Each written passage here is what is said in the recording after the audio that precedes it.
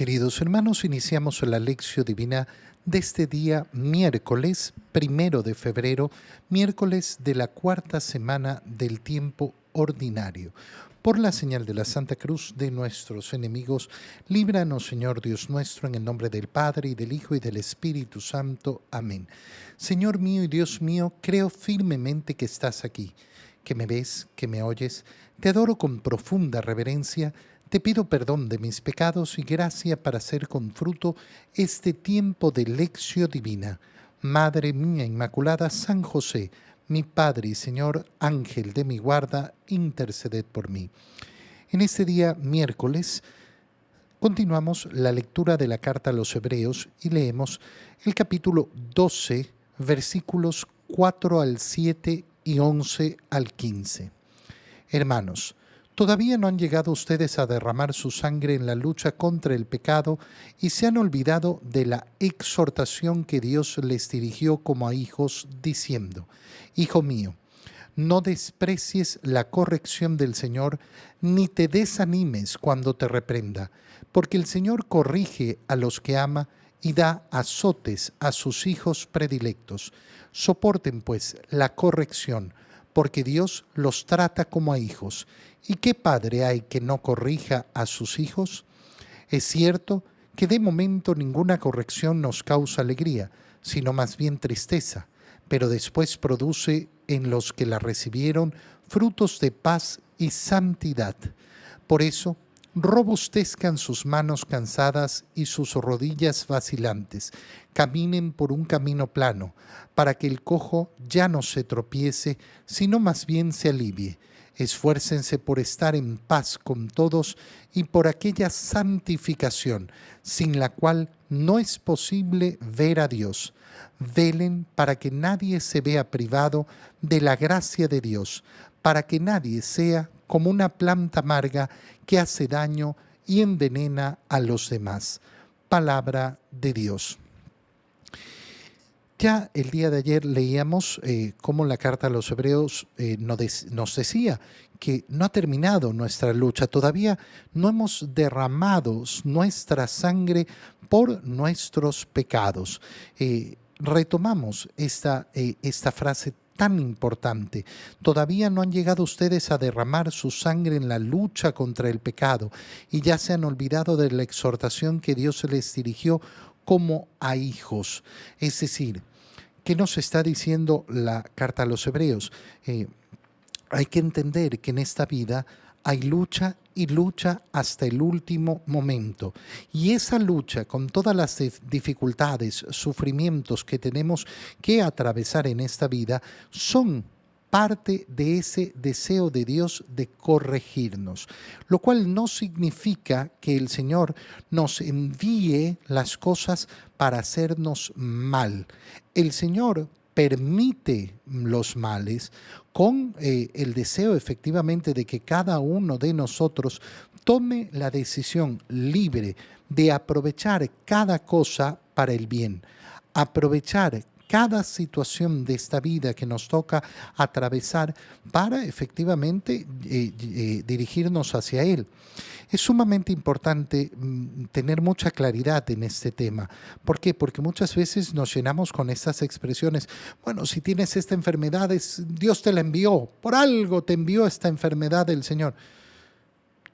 ¿Es una visión un poco monstruosa de Dios? Dios no le mandó el cáncer a tal persona, no le mandó una enfermedad terrible a un niño. Dios permite efectivamente el mal. ¿Por qué? ¿Qué significa que lo permita?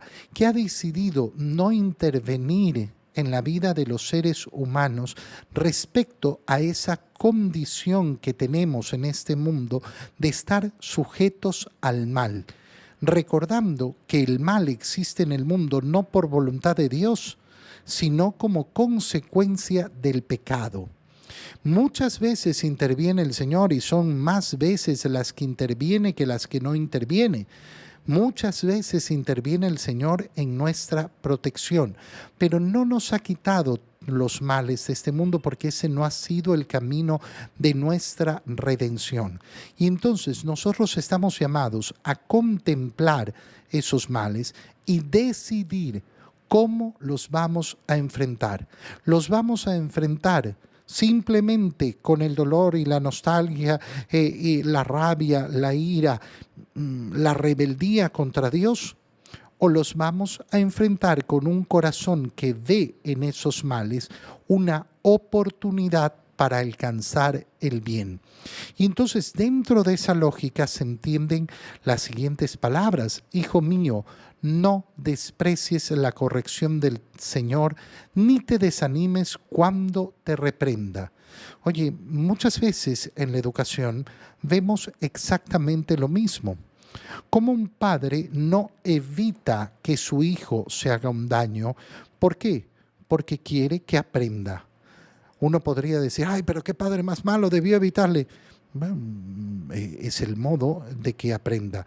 No estaría bien dejarlo hacer una locura completa, pero efectivamente muchas veces el padre tomará la decisión de dejar que el hijo, no, déjalo que vea las consecuencias de lo que está haciendo. ¿Para qué? Para que entonces pueda aprender. Un poco así es la idea de lo que tenemos que entender delante de los males. El Señor corrige a los que ama y da azotes a sus hijos predilectos. Corrige y da azotes. Claro, hoy en día es un poco complicado porque uno habla de darle azotes a los hijos y enseguida saldrán los horrorizados. Pero recuerda que a lo largo de la historia de la humanidad, un modo de corrección normal a los hijos ha sido el golpear a los hijos. Cuando nosotros hablamos de darle un tastaz a un niño, no estamos hablando de maltratarlo, de azotarlo a tal nivel, de sacarle sangre. Ya eso es brutalidad absoluta. Hoy en día dicen, no, hay que hacer la corrección positiva. Sí, está muy bien, cada uno tiene derecho a elegir las características pedagógicas que quiera, pero hay que tener claro que hay una libertad también y hay, lógicamente, una capacidad de cada uno de poder dar una determinada educación. Y entonces, claro, habrá muchas personas que no tienen la capacidad tampoco para estar dando otra educación a sus hijos, sino aquella que han recibido y aquello que ha ido funcionando a lo largo de muchísimos años. Y cuando la gente hoy en día se pone a juzgar a los demás de una manera tan superficial, es siempre tan peligroso porque no se están tomando en verdad muchos parámetros y muchas consideraciones, siempre en ese juicio a los demás. ¿Cómo le vas a pegar a tu hijo?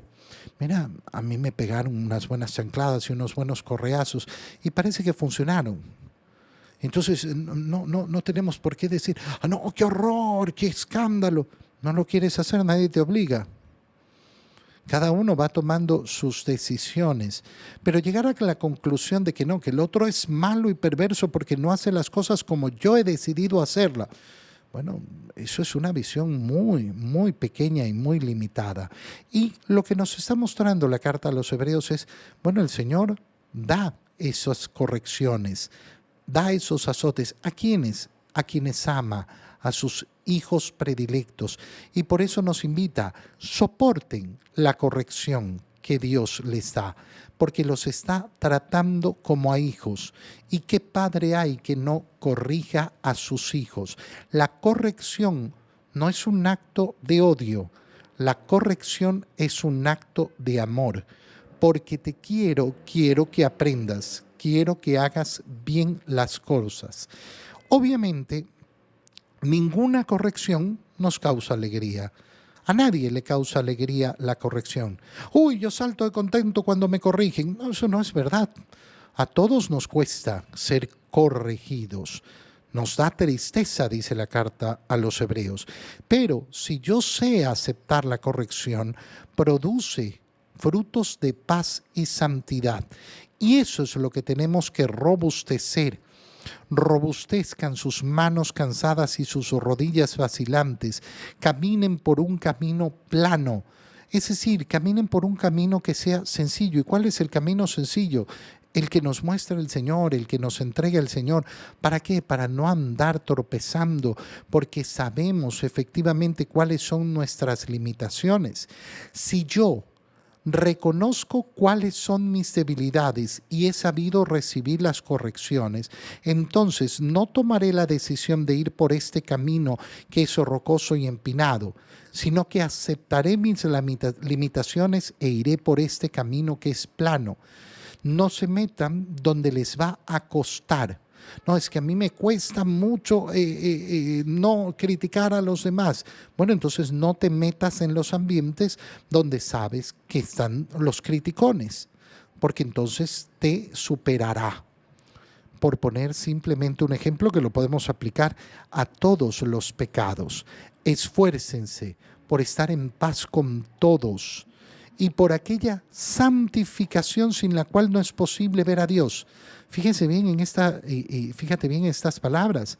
Aquella santificación sin la cual no es posible ver a Dios. Por lo tanto, no existe un camino cristiano que no sea un camino de santificación. El que pretende caminar el camino cristiano sin santificarse, no lo va a lograr nunca. ¿Por qué? Porque solo la santificación nos conduce a Dios. En el Evangelio, leemos el Evangelio de San Marcos, capítulo 6, versículos 1 al 6. En aquel tiempo Jesús fue a su tierra en compañía de sus discípulos.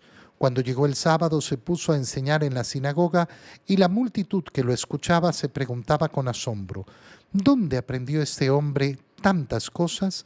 ¿De dónde le viene esa sabiduría y ese poder para hacer milagros? ¿Qué no es este el carpintero, el hijo de María, el hermano de Santiago, José, Judas y Simón? ¿No viven aquí entre nosotros sus hermanas? Y estaban desconcertados. Pero Jesús les dijo: todos honran a un profeta, menos los de su tierra, sus parientes y los de su casa. Y no pudo hacer allí ningún milagro, solo curó a algunos enfermos imponiéndoles las manos, y estaba extrañado de la incredulidad de aquella gente. Luego se fue a enseñar en los pueblos vecinos. Palabra del Señor. El Señor llega en su predicación a su propia tierra, es decir, vuelve a Nazaret. El Evangelio de San Marcos nos ha contado justamente cómo el Señor dejó Nazaret para establecerse en Cafarnaúm. Esta la convierte en su base de operaciones y ahora vuelve a su tierra. Resulta que ya el Evangelio de San Marcos nos ha contado en 2 ocasiones cómo los familiares, los parientes de Jesús, en primer lugar han dicho que estaba loco, estaban preocupados. Y después los hemos visto a estos parientes en compañía de María ir a buscar a Jesús. Estos son los parientes de los cuales se menciona ahora algunos nombres. ¿Por qué? Porque vuelve efectivamente a su tierra. Vuelve en compañía de sus discípulos a Nazaret y cuando llega el sábado se puso a enseñar en la sinagoga. ¿Qué ocurre en primer lugar? La multitud que lo escuchaba se preguntaba con asombro: ¿dónde aprendió este hombre tantas cosas? ¿De dónde le viene esa sabiduría y ese poder para hacer milagros? ¿Qué significa? Significa algo muy profundo, muy bello. Durante 30 años viviendo en Nazaret, Jesús no ha mostrado absolutamente ningún signo especial. No ha mostrado una gran sabiduría, no ha mostrado poder hacer milagros, no ha mostrado nada. Un hombre común y corriente. Esto es precioso, ¿por qué? Porque la mayor parte de la vida terrena de Jesús ha transcurrido en una vida completamente ordinaria, completamente simple, como la vida de la gran mayoría de las personas en este mundo. ¿Por qué? Para mostrarnos justamente la importancia de esa vida que muchos desprecian. Desprecian, ¿por qué? Porque creen que lo importante en este mundo es marcar huella. Hablaba con una persona el otro día que me decía, ante la pregunta, bueno, para qué quieres esto? A ver, yo quiero ser alguien. Quiero ser alguien. ¿Qué significa? ¿Qué significa quiero ser alguien?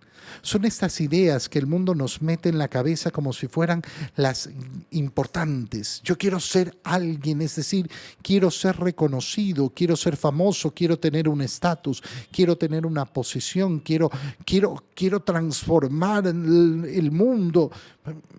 Hermano mío, cada uno de nosotros vive una vida en sus limitaciones y trabaja en lo que tiene que trabajar.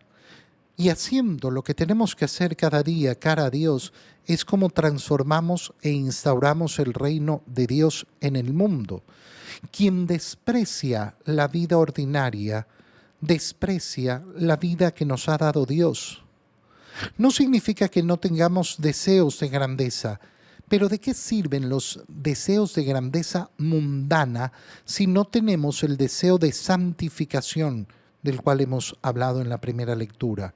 Si yo no tengo el deseo en mi corazón de ser santo, mira, podré poner en mi corazón 1000 deseos. No, yo quiero ser el gran profesional, yo quiero ser el gran deportista, yo quiero ser el gran cantante, yo quiero ser el no sé qué, el no sé cuánto. ¿Y para qué? Para ser alguien. ¿Para qué? Para ser reconocido. ¿Para qué? ¿A quién le ha dado felicidad? No, la gente que vive con plata, que vive famosa, la gente que hace no sé qué es feliz. Mentira. Mentira. De hecho, mucha más felicidad tendrá una persona en una vida común y corriente, completamente ordinaria, donde las satisfacciones son a nivel personal, porque la mayor satisfacción que puede sentir el ser humano es vencerse a sí mismo, vencer sus propios pecados, vencer mis propias limitaciones. Si yo en cambio lo único que vivo es en competencia con el mundo y quiero destacarme en el mundo, bueno, ese camino no va a conducir a una gran felicidad. En segundo lugar, se preguntan, ¿qué no es este el carpintero, el hijo de María? El hermano de Santiago, José, Judas y Simón, ¿no viven entre nosotros sus hermanas? Y esto los desconcertaba. ¿Por qué? Porque como un carpintero ahora profeta. ¿Dónde ha aprendido todo esto? ¿De dónde ha sacado tanta sabiduría? Mira cómo reconocen la sabiduría del Señor y reconocen además que viene haciendo milagros que ya son conocidos por todas partes y dicen, pero ¿cómo? Pero si aquí lo hemos visto y no hemos visto nada de esto. Y por eso el Señor les dice, todos honran a un profeta menos los de su tierra, sus parientes y los de su casa. Y esto va a ocurrir siempre. Por algún extraño motivo, podemos escuchar a cualquiera menos a ese que vive con nosotros. Es impresionante, por ejemplo, cómo un esposo está dispuesto a escuchar el consejo de cualquier persona menos el de su esposa. Cómo una esposa está dispuesta a servir a cualquiera menos servir verdaderamente a su esposo. ¿Cómo nos cuesta efectivamente trabajar ahí con las personas que están al lado nuestro? Es mucho más fácil para el ser humano escuchar a uno que viene de lejos y si es extranjero, mejor. Oh, es que este debe saber porque viene de no sé dónde. Como yo sé de dónde viene, es imposible que tenga sabiduría. Es un absurdo. Es un absurdo en primer lugar porque yo no puedo conocer la interioridad de cada persona.